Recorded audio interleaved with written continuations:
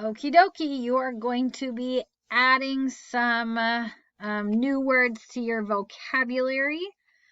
Just like with the other ones, you are going to write your definition and then use this word in a sentence.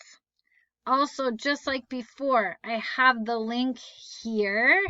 I also have the link here to the story so that you can go see the word in context. Because sometimes, as we know, words have multiple meanings. So it's important to make sure we are getting the right meaning of the word. So I always tell you the page number. So this is on page 18.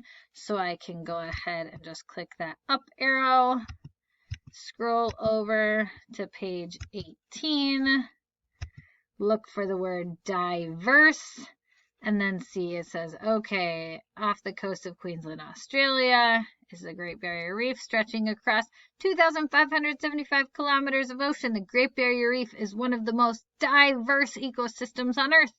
Many different species of animals and plants call the reef home. So then you can say, okay, what do you think the word diverse means?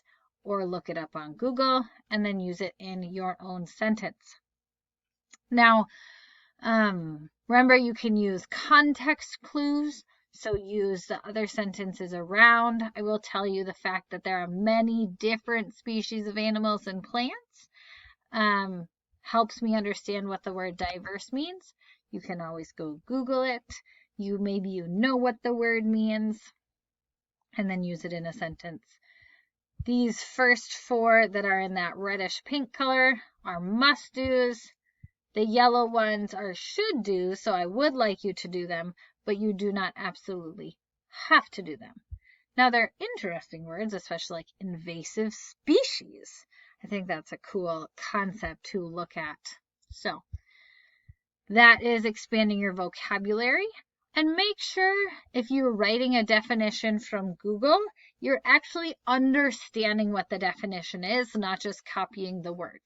It doesn't help anybody if you just copy the words without actually understanding what it means.